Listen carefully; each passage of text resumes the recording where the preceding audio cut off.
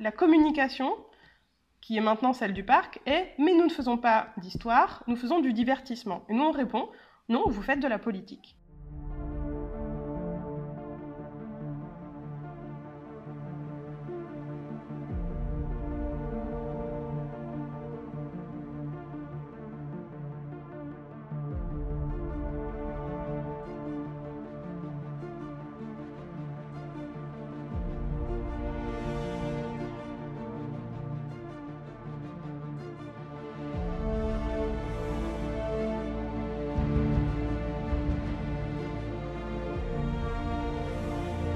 On peut utiliser l'histoire pour divertir autant qu'on le veut et comme on le veut.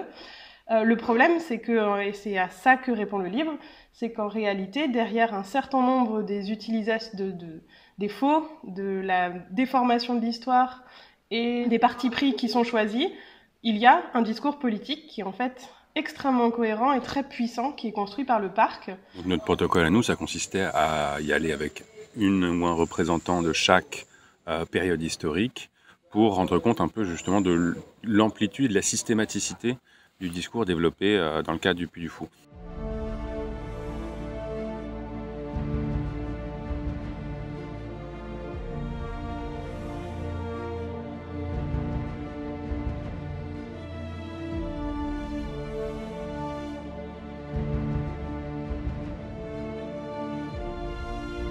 Si on veut s'amuser à dénoncer quelque chose sur la Révolution française, on peut dénoncer cette répression de l'État, cette verticalité du pouvoir qui s'abat de manière pour le coup quand même effectivement violente, hein, il n'y a pas d'autre terme, mais de là en faire une spécificité vendéenne et deux le ferment d'un génocide, il y a une différence fondamentale.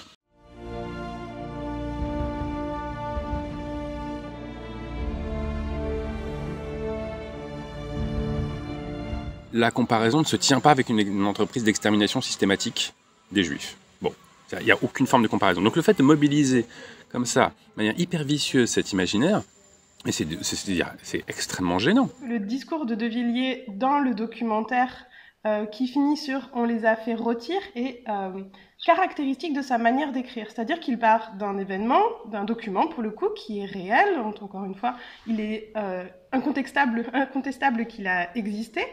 Et il lui fait dire des choses qu'il ne dit pas. Et ça, c'est quelque chose qui est effectivement très fort dans le discours du parc, c'est de créer des liens qui sont pratiquement tout le temps des liens implicites, mais en fait, quand on regarde les spectacles les uns après les autres, on les retrouve et on arrive à les identifier.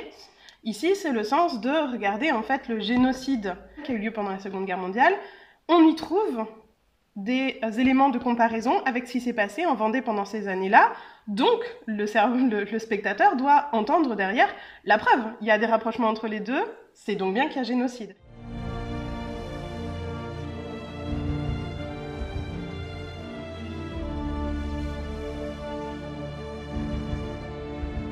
Tout est du discours chrétien partout, du discours chrétien catholique, partout. Alors oui, évidemment, il n'y a aucune autre minorité religieuse qui n'est aucune autre identité religieuse qui n'est représentée. Mais en plus, voilà, il y a une forme d'histoire du christianisme qui serait la racine de la France depuis la Gaule jusqu'à, on imagine jusqu'à aujourd'hui, enfin en réalité jusqu'à ce que la Révolution ne limite la place de l'Église française.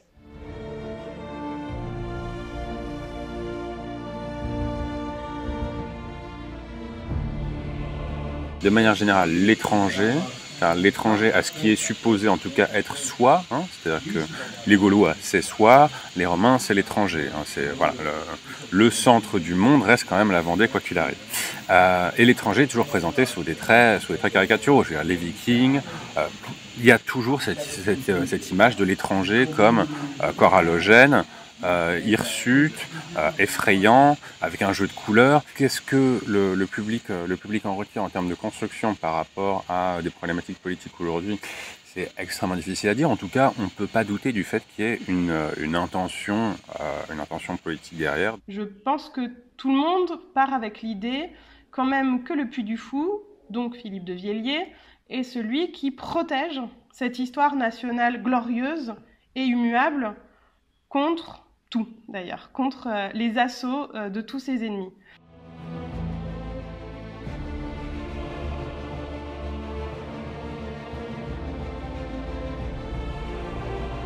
il n'y a aucun problème que les spectacles soient écrits par une seule personne, surtout quand cette personne a la plume de Philippe de Villiers, qui de fait est une plume très belle et très efficace.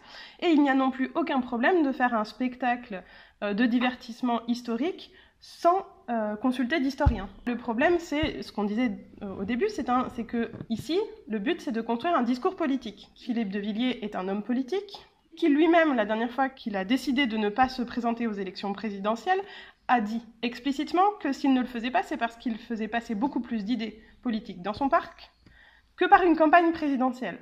Et nous, ce qui nous dérange, c'est que après ça, la communication, qui est maintenant celle du parc, est « mais nous ne faisons pas d'histoire, nous faisons du divertissement ». Et nous, on répond « non, vous faites de la politique ». C'est la seule chose qui nous dérange, en fait.